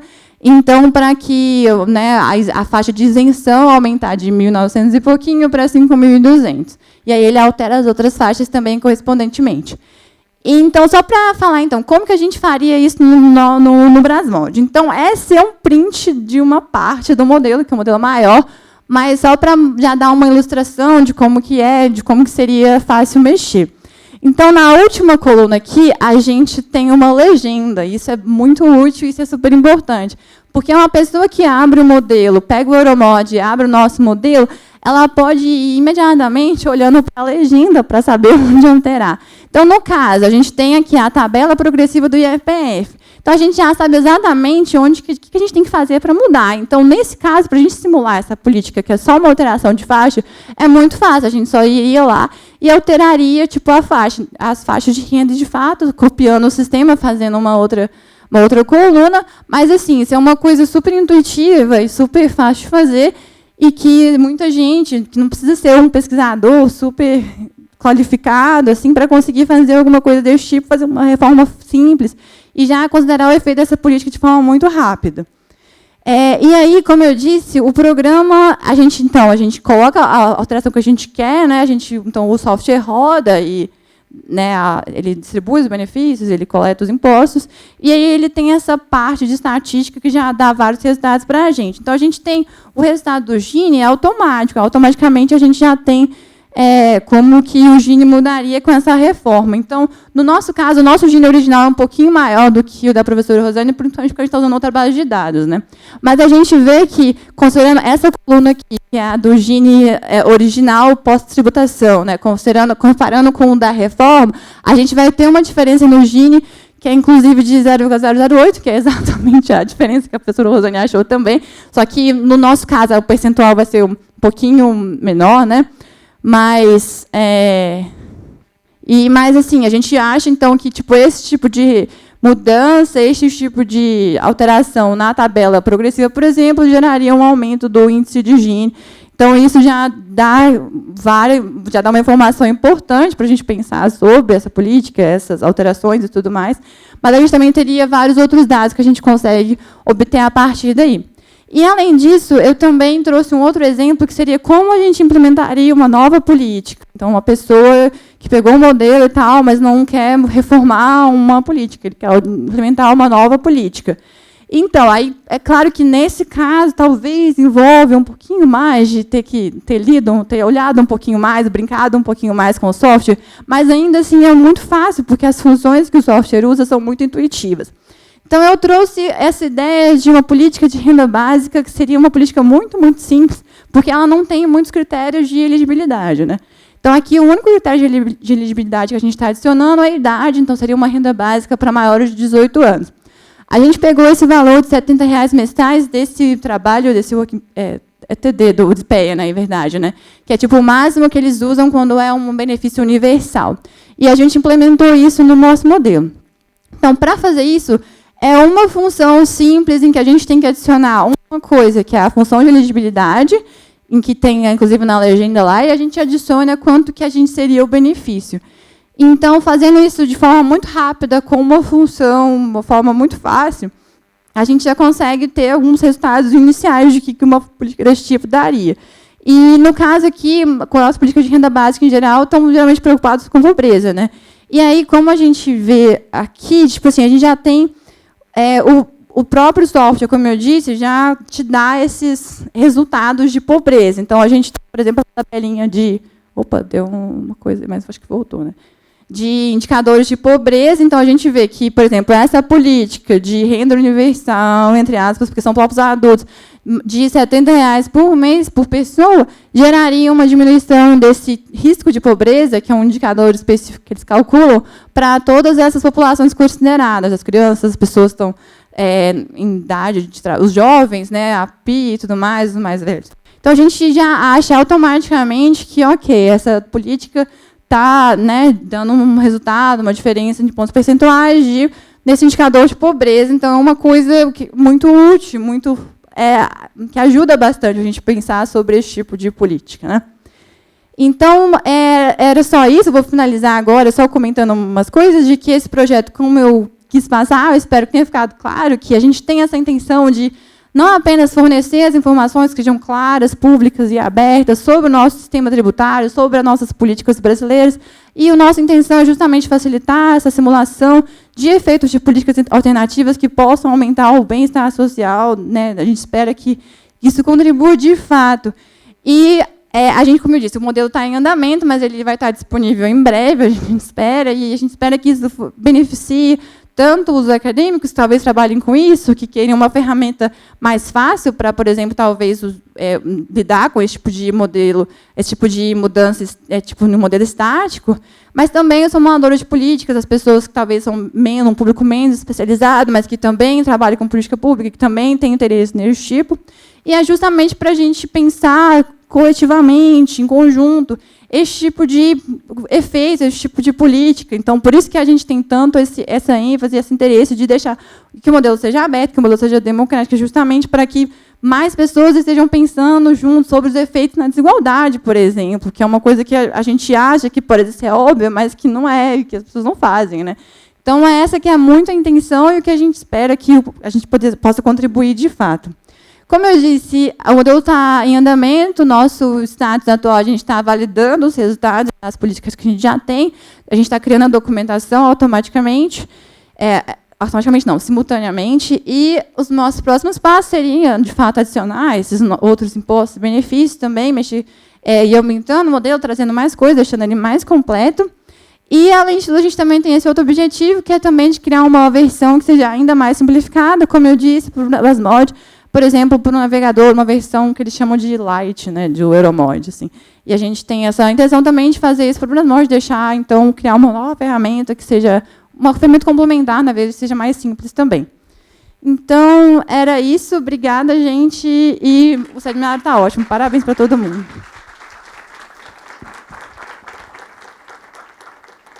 Bem, em primeiro lugar, queria agradecer, né, o convite da professora Fabiana, minha orientadora, né, da graduação e mestrado, né, muitos anos já. Agradecer o convite para poder participar aqui, agradecer a fala aí, né, das participantes, aprendi muito aqui. Não sou especialista, né, em tributação, sou um macroeconomista curioso e vou fazer alguns comentários aqui. Estava pensando aqui mentalmente, acho que eu vou fazer 5 grandes grupos de comentário, no último deles, inclusive, né, tentando conversar um pouco com as apresentações que foram feitas aqui. Começando com a discussão importante que surgiu aqui dos nomes dos modelos, né, que eu me lembrei, né, um outro professor, né, o Fábio Kanchuk, né, tinha um modelo dele de economia brasileira que chamava de chorinho, né, chorinho, porque o Banco Central tem o samba, né, que é o DSGE, né, aí o professor Kanchuk criou o chorinho, que era a versão dele, né, e tinha o blues, que era a versão para a economia norte-americana. Né, então, mas, começando agora a discussão séria para valer, né, acho que primeiro ponto que eu queria chamar a atenção é que assim, é muito difícil fazer, né, esse tipo de avaliação, né, de políticas públicas de um modo geral. Né. Aqui a gente está falando de um tipo de política que é tributação, mas é muito difícil, né, porque o Estado ele não tributa por tributar, né, ele tributa para financiar políticas públicas passadas, né, que inclusive podem ter gerado dívida pública que a gente tem que pagar, né, e políticas públicas no presente. Né. Então a tributação não é um fim em si mesmo, a tributação serve, né, para financiar outros gastos, né, inclusive com outras políticas públicas. Né. E por que eu estou colocando isso? Porque muitas vezes tem uma interação entre a tributação, né, e a própria política de gasto. Né. Países nórdicos, por exemplo, né, as pessoas não se importam de pagar 40%, 45% do PIB em carga tributária, porque tem um retorno muito alto das políticas públicas que são feitas, né, pelos governos daqueles países. Né. Então, na prática, o que acontece? O grau de conformidade tributária, né, é muito elevado. Né. As pessoas pagam os impostos, né, com prazer de pagar, porque vem um retorno daquilo. Né. Num país como o Brasil, né, em que a carga já é alta, né, mas a gente não vê um retorno tão alto assim de várias políticas públicas, pouca focalização, né, ineficiência do gasto, enfim, existe ainda aquela coisa, não, sonegar não é crime, sonegar não é corrupção. Por que eu vou pagar imposto, né, se na prática eu não tenho retorno disso? Né, não percebo o retorno disso. Então, essas dimensões, embora na prática a gente esteja aqui discutindo só tributação, que é um lado, né, uma maneira como o governo interfere na economia, muitas vezes a gente não consegue dissociar uma discussão da outra. Né. É por isso que eu gosto de dizer que tão ou mais importante do que discutir o tamanho do Estado, né, medido, por exemplo, pela carga tributária, é discutir como ele arrecada, né, de forma mais ou menos distorsiva, né, e no que e como ele gasta esses recursos. Todas essas discussões estão interconectadas. Né. Então, a gente nunca pode deixar isso, de tirar isso da nossa mente quando a gente faz esse tipo de discussão. Óbvio que aqui o foco é tributação. Né. Então, já no meu segundo conjunto de comentários que eu queria fazer, eu vou focar na questão da tributação. Né. E aí vem sempre a discussão. Estamos falando de reforma tributária. Né. Perante o grande público, né, existe uma tentação muito grande de chamar de reforma tributária redução de tributos, redução de carga tributária. Né. A gente sabe que não é isso, né, não pode ser isso, né, mas esse é um tipo só, né, uma mudança possível dentre várias outras mudanças que você pode fazer num sistema tributário no país. Né. Reforma tributária, né, ela pode ser mudança na alíquota, para cima ou para baixo. Né. Tem reforma que pode elevar a alíquota, por exemplo, a taxação sobre dividendos, que no Brasil são isentos de RPF, enquanto que na maior parte do mundo, né, eles são taxados. Né. Então, você pode mexer na alíquota para cima ou para baixo, você pode mexer na base de incidência, né, alargar ou reduzir a base de incidência. Né. Você pode, né, mexer na composição dos vários tipos de tributos. Né. A Débora já mencionou aqui, por exemplo, o Brasil tem praticamente metade do que a gente recolhe de tributos, são tributos incidentes sobre consumo. Na OCDE é 1/3. Né. A gente tem uma composição de tributos muito diferentes da média da OCDE. E aí, se a gente mudar, né, se a gente reduzir o peso da tributação sobre consumo, aumentar, por exemplo, a tributação sobre renda ou patrimônio, qual que é o impacto que isso tem? Né? Então, tem várias dimensões possíveis a serem avaliadas quando a gente fala em discussão de reforma tributária.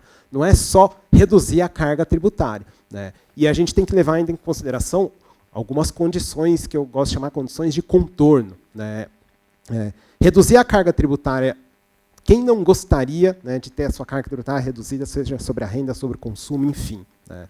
Mas a gente tem que levar em consideração alguns outros aspectos, por exemplo, do equilíbrio macroeconômico, do equilíbrio fiscal. Né? Uma parte do que o governo recolhe é para pagar por um endividamento que muitas vezes foi para financiar políticas públicas no passado. Né? Teve déficit, né? não paralisou a política pública, isso virou endividamento, você tem que pagar por esse endividamento. Né? Então, assim, hoje, trazendo já a discussão para a realidade do Brasil, quando a gente discute, né, reforma tributária, e tem várias discussões, tem o IBS, tem o dividendo, mesmo tem a discussão de tributar mais ou menos patrimônio, que no Brasil parece ser, né, subtributado, tem a discussão do simples, né, que já parece ser grande demais, né, passou já de ser um regime só de simplificação para um regime de subsídio para empresas que já não são tão pequenas assim, ainda mais se a gente considerar a discussão que está no Congresso de aumentar ainda mais as faixas de enquadramento. Né? Então, né, no Brasil atual, né, a gente, infelizmente, não se pode dar ao luxo de reduzir a carga tributária agregada. Né? Quando a gente fala de reforma tributária hoje no Brasil, a gente está falando de redesenho do sistema tributário. Né? Redesenho para tornar ele menos distorsivo, mais progressivo, né? Aumentar a eficiência da economia como um todo, né? E por aí vai. Né? Então, acho que é importante deixar isso claro, né? Que quando a gente fala, né, de reforma tributária, né, pode ser mudança de alíquota, mudança de base, mudança da composição do sistema. Né? E a gente também não pode tirar, né, esquecer também que quando a gente fala de reforma, a gente quer reformar para quê? A gente quer reformar para melhorar. Melhorar o quê? Né? Durante muito tempo era para melhorar o PIB, né? Porque durante muito tempo se considerou que, né, PIB, ou mais precisamente PIB per capita, era sinônimo de bem-estar da sociedade. E a gente já está vendo já há bastante tempo, acho que principalmente depois do trabalho do Piketty, isso ganhou mais, né, força, né, de que bem-estar, né, e PIB per capita não andam necessariamente juntos. Né? A dimensão material é uma dimensão importante para a gente, né, tentar mensurar o bem-estar de uma sociedade, né? Mas, né, a gente tem que ver quem se apropria desse PIB, a gente tem que ver as questões de distribuição, de progressividade. Né? Tem toda uma literatura que também já não é tão recente, tentando medir a economia da felicidade, né? Porque bem-estar não é só as pessoas consumirem mais bens. Né? Bem-estar é, por exemplo, a gente ter, né, um meio ambiente que não seja tão poluído hoje, né, que legue para as gerações futuras, né, um impacto menos negativo em termos de saúde humana, em termos, né, de bem-estar mesmo, propriamente dito. Né. Então, assim, muitas vezes, né, trabalhos mais antigos que tentam avaliar impactos de reformas tributárias, ou simular impactos de reforma tributária, focam muito só no impacto sobre PIB, PIB per capita, como se isso fosse sinônimo de bem-estar. Né. E, na prática, é uma dimensão importante do bem-estar, mas não é a única. Né? Daí a importância de fazer todas as simulações que foram apresentadas aqui, né, de ver impactos redistributivos, não só por faixa de renda, mas impactos redistributivos regionais. Né? O Brasil, né, é um país de dimensões continentais, né, com regiões muito heterogêneas entre si em termos de desenvolvimento humano. Né? Então a gente não pode também deixar de considerar a própria dimensão regional, heterogeneidade regional, está falhando, quando a gente vai tentar avaliar qualquer tipo de política de reforma ou de política pública, ainda mais uma reforma da tributação. Né? Enfim, esse era o meu segundo grande comentário com relação a essa discussão de tributação. Terceiro grande comentário. Né?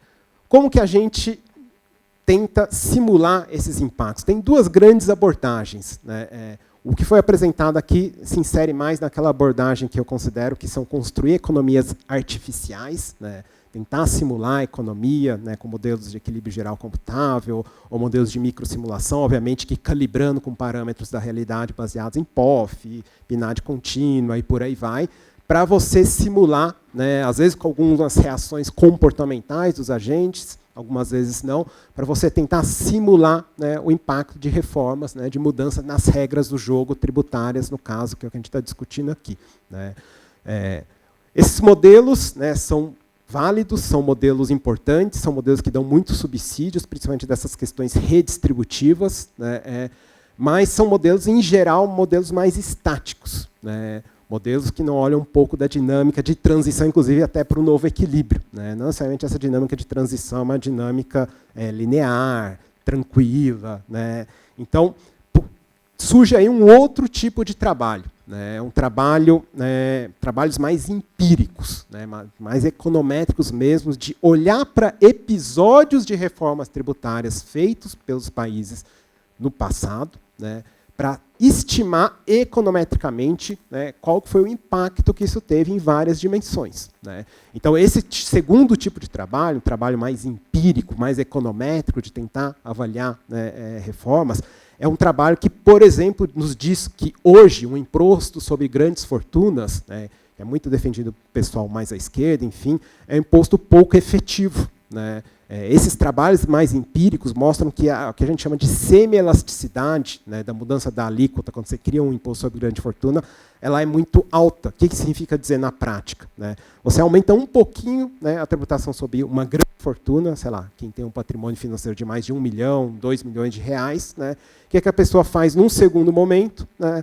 O capital é móvel, o capital é um registro contábil, né? No mundo que existe paraíso fiscal e paraíso fiscal corporativo e várias maneiras de fazer planejamento tributário, esse capital se transfigura no segundo momento, né? E você pode até ter uma arrecadação grande one-off, num primeiro momento, né, que inclusive foi discutida no contexto da pandemia no Reino Unido, né, mas não é algo que você consegue ter uma arrecadação recorrente, razoável, ao longo do tempo, né. Então é importante ter isso em mente, e isso só os trabalhos mais empíricos, né, esses trabalhos que tentam estimar, olhando para experiências do passado, conseguem, né, dar esse tipo de resposta. Então esses dois tipos de trabalho são complementares, né. Nenhum é melhor que o outro, nem o outro é melhor que um. A gente precisa de toda essa evidência, né, para poder avaliar, né, essas reformas da tributação que a gente está discutindo aqui, né. Esses trabalhos mais empíricos, por sua vez, né, eles são muito mais agregados, é uma abordagem muito mais top-down do que bottom-up, né.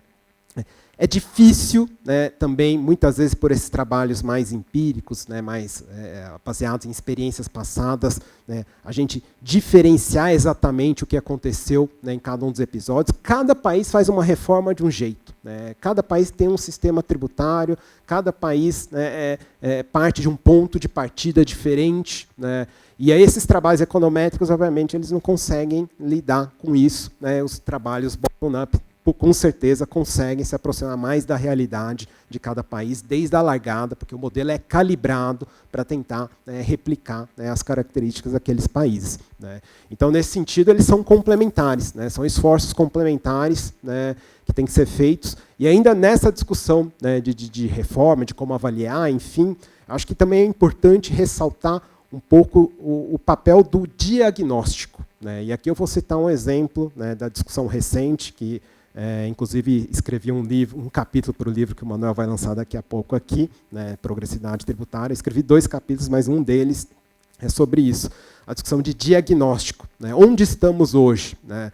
Na discussão que foi feita, por exemplo, no ano passado no Brasil, né, de reduzir, né, o IRPJ, CSLL, né, sobre as empresas do lucro real, lucro presumido, né, partir-se do pressuposto que o Brasil tem hoje uma alíquota de 34%, né, que é uma das mais altas do mundo, né. Quando a gente olha lá numa ampla comparação internacional, né, você vê lá que a média mundial está em torno de 22%, 23%. Né. Se você tira aquelas jurisdições que têm alíquota nula, que são paraísos fiscais corporativos, o Brasil tem uma alíquota que é uns 12, 13 pontos percentuais maior se a gente considerar só a alíquota estatutária, que são esses 34%.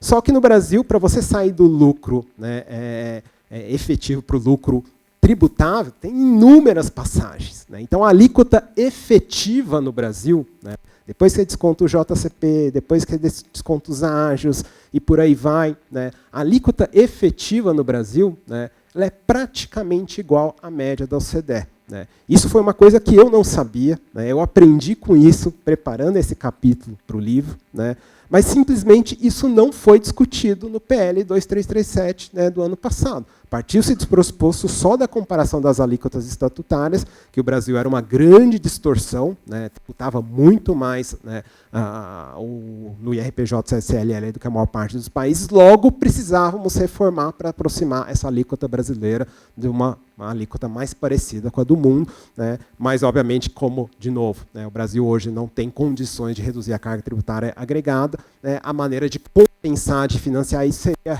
restabelecer a tributação sobre dividendos, que o Brasil, sim, né, é um dos poucos países que isenta. Então, o papel do diagnóstico também é muito importante, né? E o diagnóstico, muitas vezes, leva tempo, né? Por isso que uma discussão de reforma não pode ser feita de maneira assodada, como foi essa do PL 2337 no ano passado. Né? Praticamente quiseram tratorar, né, a proposta ao longo de 2, 3 meses. Né? Agora, a discussão da tributação sobre consumo, do IVA, do IBS, né, é uma discussão que já vem desde 2017, 2018, com vários trabalhos, com discussão no Congresso. Já é uma discussão muito mais amadurecida, tem os trabalhos feitos pela Débora, eu fiz o trabalho para o CECIF também, que eu vou comentar em breve. Né, tem outros trabalhos também feitos, né, acadêmicos, né, ou trabalhos do FMI, que avaliam impactos de reformas parecidas com essa feita em outros países. Né? Então, a gente já tem muito mais massa crítica para poder fazer esse tipo de discussão. Né? Então, o diagnóstico é uma coisa importante, né? Porque muitas vezes a gente parte do pressuposto errado, como era essa discussão, né, do PL 2337, que eu citei aqui, né, do ano passado. Bem, quarto grande comentário que eu queria fazer, que é justamente o trabalho que eu fiz. Né? O trabalho que eu fiz, né, a pedido do CECIF, a Débora também fez, né, eu fiz lá em 2020. Né? Eu usei uma abordagem um pouco mais top-down. Né? Eu quis avaliar impactos mais macroeconômicos, né, sem olhar em tanto detalhe, né, o nível, né, a questão redistributiva do ponto de vista das famílias, da renda, setorial, regional. Tem vários outros trabalhos que fizeram esse tipo de análise. Né?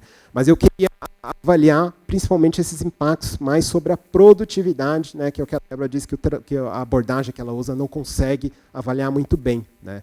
E aí eu vou citar um exemplo aqui da vida real brasileira para ilustrar como que a minha abordagem, que obviamente é mais limitada, né, do ponto de vista dessa desagregação, ela consegue captar um pouco mais, né, essa questão do impacto sobre a produtividade, né, ao passo que, por exemplo, na abordagem da Débora, isso fica um pouco mais limitado. Né? Por exemplo, a construção civil. A gente sabe que hoje, né, a construção civil no Brasil se organiza de uma maneira, né, a praticamente produzir o concreto ali no canteiro de obra, porque o canteiro de obra paga ISS, que é o imposto municipal, né, de competência municipal, que tipicamente tem uma alíquota de 2%, 3%, no máximo 5%. Né, e para fazer isso, a construção civil no Brasil não usa muitos blocos pré-fabricados, né, porque aí sobre o bloco pré-fabricado, ou mesmo sobre a madeira, incide ICMS.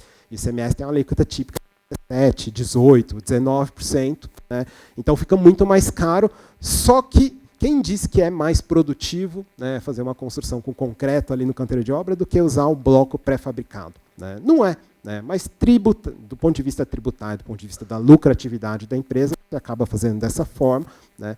E aí eu consigo, de alguma maneira, na minha abordagem, captar um pouco do ganho, né, que a gente teria de produtividade dessa mudança tributária. Né? Ao passo que essas abordagens que se amparam muito em matriz, insumo, produto, o coeficiente técnico é dado. Né? A construção civil, o quanto ela usava ali de madeira, de pré-fabricado, enfim, está congelado em 2015. Infelizmente, no Brasil, o IBGE demora muito tempo para atualizar as matrizes, insumo, produto, o IBGE demora muito tempo para publicar as POFs, a gente deveria ter POF a cada 2, 3 anos, e não a cada 6, 7 anos. Né? Então, de novo, né, o trabalho que eu fiz chega até impactos maiores. Né, eu chego em 20% de ganho, né, do PIB daqui 15 anos, 20% a mais de PIB em relação ao cenário sem reforma, justamente porque eu considero, né, alguns efeitos adicionais. Agora, a desvantagem da minha abordagem é que eu não consigo saber quem se apropria, se a progressividade está melhorando ou piorando, enfim, e aí que entra essa complementaridade, né,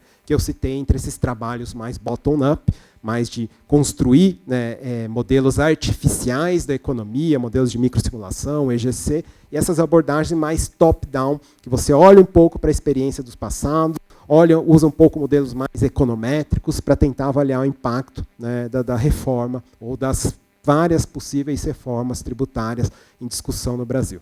E, por fim, vou caminhar para o meu quinto grupo de comentários, já para ir para considerações finais, que são comentários envolvendo os trabalhos que foram apresentados aqui. Né? Eu aprendi muito, fiquei bem interessado, assim, o da Débora eu já conhecia, né? Mas sempre tem algum detalhe novo que me chama a atenção. Né? Os demais trabalhos eu ainda não tinha muita familiaridade, mas o que me chamou a atenção na discussão, né, dos trabalhos aqui que foram feitos antes, é que vocês chamaram muita atenção para a incorporação, né, na modelagem de benefícios monetários, né?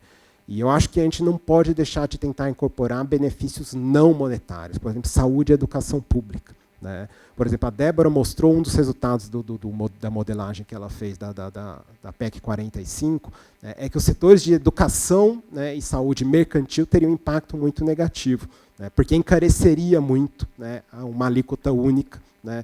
E o que a gente sabe que na prática iria acontecer? Muita gente iria para o SUS, iria deixar de, né, usar o setor privado para a saúde, usar o setor privado, né, para colocar seus filhos para estudar, e iriam para o SUS, né, ou iriam, né, para a rede pública de ensino. Né? E a gente sabe que a rede pública de ensino e o SUS já estão, né, sobrecarregados, já não tem recursos suficientes, enfim, tem até algum espaço para você melhorar a focalização, mas a gente sabe que não é muito grande. Né?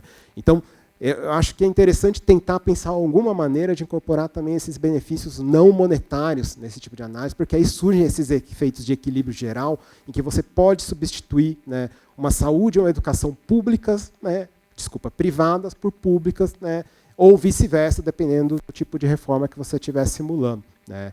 E aí, por isso que nessa discussão da reforma em si, né, assim como a Débora apresentou aqui, tem a proposta lá do CECIF de fazer a isenção personalizada, eu gosto de chamar de tax refund, né, porque a lógica é exatamente essa. Quando a gente viaja para fora, a gente compra as coisas e pede o imposto de volta. Né, então é um tax refund, né, a isenção personalizada, só que ele vale só para um determinado grupo de pessoas e com um teto de devolução, justamente, né, para você tentar focalizar aquela política. Né.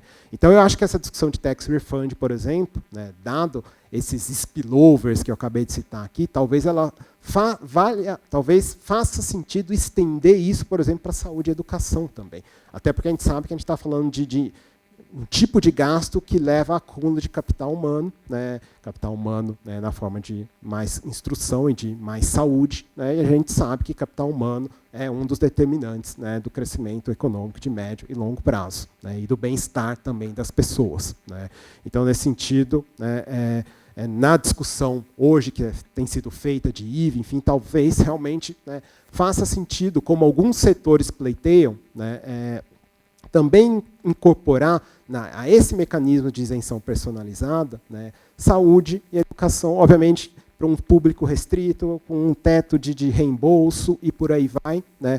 Agora, de novo, o cobertor é curto. Né. Se você vai tirar, né, se você vai isentar uma parte da sociedade, né, ou devolver para ela os impostos pagos, né, quando ela compra, né, adquire um serviço de educação, saúde privados, né, a conta tem que ser paga por alguém, porque hoje no Brasil, como eu já disse aqui antes, a gente não tem como, né, reduzir a carga tributária. A discussão hoje de reforma tributária no Brasil é uma discussão de redesenho para a gente ter um sistema que é mais eficiente, mais progressivo, né, que melhore o bem-estar e o desenvolvimento econômico. Redução de carga, né, agregada hoje, né, é um luxo. Né. Talvez a gente possa pensar nisso lá na frente, né, se tudo der certo. Né. Então, era isso que eu queria, né, concluir aqui. Né. Não sei se eu estourei um tempo aí, acho que eu tinha 15 minutos. Né. Agradeço aqui de novo o convite para poder estar participando. Né. E, enfim, né, nesse meu último comentário, só essa sugestão, e se vocês tiverem algum comentário, né, sobre essa questão dos benefícios não monetários, enfim, né, eu acho que seria interessante. Obrigado.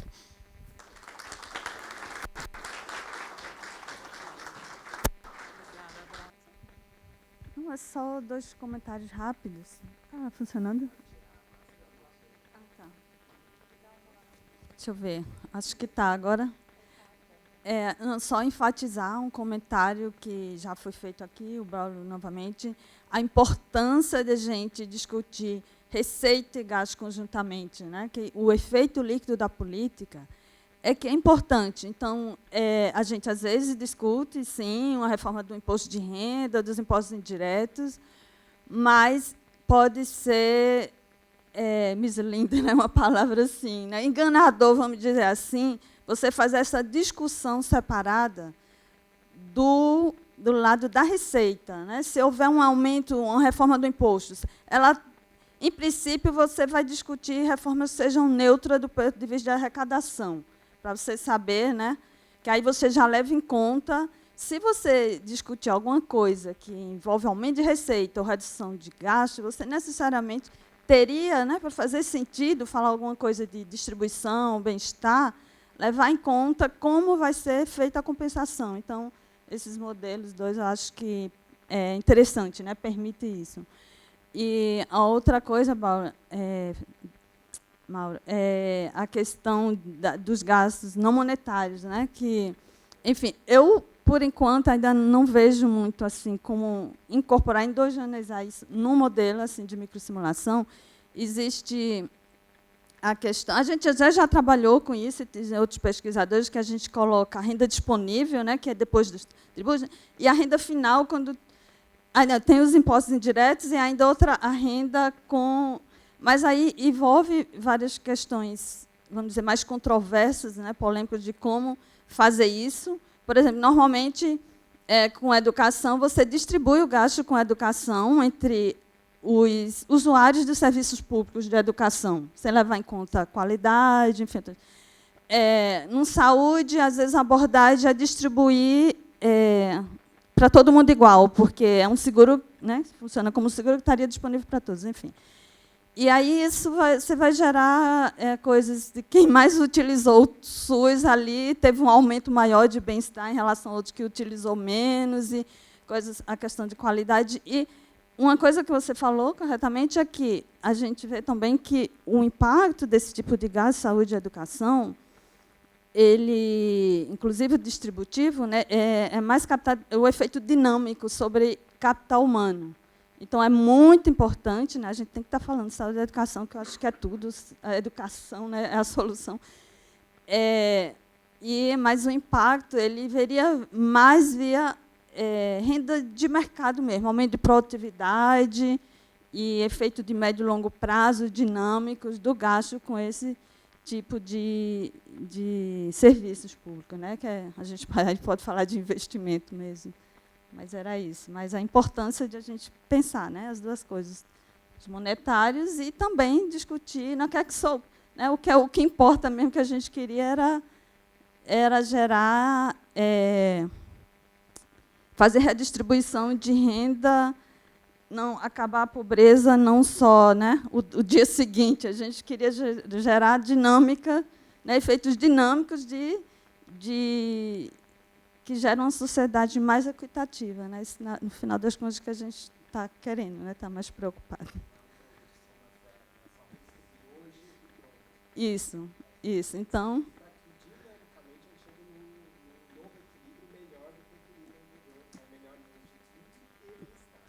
exatamente. Ok. Só ressaltar mesmo essa importância do que o Braulio falou também, de integração de modelos, né? E, na verdade, de se avaliar uma diferente política por diferentes modelos, exatamente porque cada um vai ter uma especificidade, vai conseguir dar respostas específicas que os outros modelos não conseguem. Então, eu acho isso também muito importante, e, né, não à toa a gente tem, por exemplo, muitas vezes integração com, eu acho que isso é muito importante, com microsimulação, EGC, com microsimulação, ou até mesmo, no caso do trabalho que a gente fez, como você sabe, a gente usou a sua estimativa para avaliar o impacto da reforma nesse cenário em que a produtividade cresce, e estimada pelo Braulio, e aí a gente já encontra um resultado distinto do que a gente encontrou, basicamente porque aí sim, no longo prazo, com esses ganhos de produtividade estimados, a gente teria ganhos para todos os setores, né? Mas aí, obviamente, foi a partir dessa integração com o modelo que o Braulio utilizou para chegar nesse resultado. E aí, em relação a essa questão da incorporação dos serviços, né, dos bens e serviços públicos, no que a gente chama de renda ampliada, né, ou consumo ampliado, eu acho bem relevante mesmo, até mesmo porque, às vezes, você tem alguns trabalhos, enfim, eu sempre gosto de citar esse trabalho. Na época do teto de gastos, o pessoal da SPE publicou um artigo dizendo que o teto de gastos melhoraria a desigualdade, reduziria a desigualdade. E aí, basicamente, o que eles não consideraram no artigo deles? Eles não consideraram o consumo de saúde e educação pública. Porque eles partiram dos dados das contas nacionais, e quando você vai nos dados das contas nacionais, quem consome saúde e educação pública é o governo, não é as famílias. Então, eles fizeram uma simulação lá, enfim, que não era E falaram, melhora, mas eles não estavam captando nenhum efeito de redução de oferta de saúde e educação para as famílias. E aí a gente fez um trabalho para responder isso, que foi, de fato, tentar avaliar o crescimento zero dos gastos públicos por 20 anos, né, em termos reais, e avaliar o quanto que isso geraria de impacto nessa chamada renda social, né, ampliada, que é a renda monetária, né, da produção, descontada os tributos, né, acrescida do gasto, na verdade, do consumo de saúde e educação, e, obviamente, saúde e educação, o consumo é progressivo, e aí a gente encontra resultados completamente distintos, ou seja, o teto, nos nossos, né, a partir dos nossos resultados, ele aumentaria a desigualdade. Então, isso é feito, eu acho que é muito importante fazer quando você está envolvendo esses resultados que envolvem consumo de bens e serviços públicos, é muito importante que essa imputação seja feita. A gente seguiu um trabalho do Fernando Geiger também, que o pessoal do MAD tem feito isso também, e é super importante fazer isso mesmo. Em relação às deduções, na verdade, a retornar, dar uma devolução para a saúde e educação mercantil.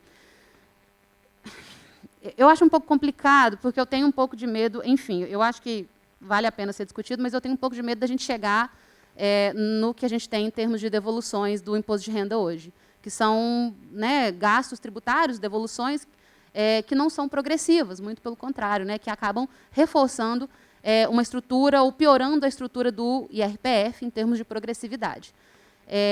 Enfim, mas eu acho que a gente tem que ter um olhar, tem que ter um cuidado mesmo a partir da reforma para esses setores, que são setores importantes para capital humano, que são setores importantes para a produtividade, e aí, consequentemente, a gente tem que pensar em algum tipo de medida para mitigar esses efeitos. Obrigada, gente.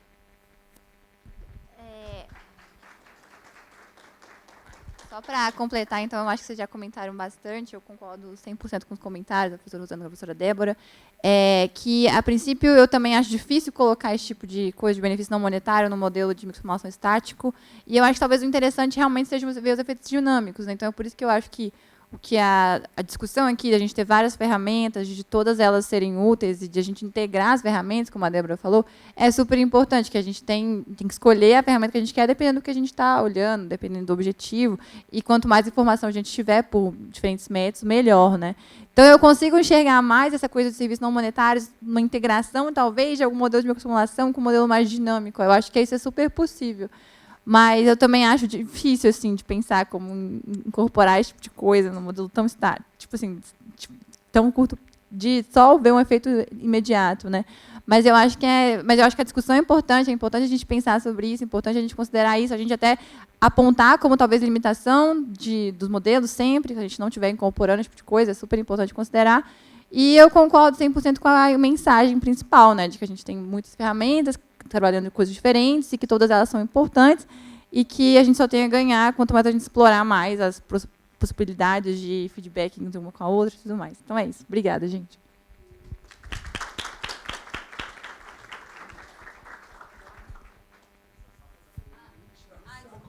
Só um último comentário que a Débora falou aqui, eu me lembrei de uma coisa que o Roberto Olinto, né? O Roberto Olinto foi presidente do IBGE, coordenador de contas nacionais durante muito tempo, ele sabe muito da metodologia, e ele sempre enfatiza, né? A gente chama de consumo do governo, mas é despesa do governo para atendimento às famílias, né? A gente chama de o G de consumo do governo como se o governo consumindo. Não, né? Boa parte daquilo é para tentar retornar para provisão de bens públicos para a sociedade. Óbvio que você pode fazer essa provisão de uma maneira ou de outra, né, de uma maneira mais eficiente, menos eficiente, enfim, tem várias discussões de qualidade do gasto, de eficiência do gasto, de focalização do gasto, mas aquele G lá das contas nacionais, a gente deveria chamar ele pelo nome correto, né, que é a despesa que o governo faz para atender, para fazer provisão de bens públicos às famílias, e não consumo do governo, como a gente costuma chamar.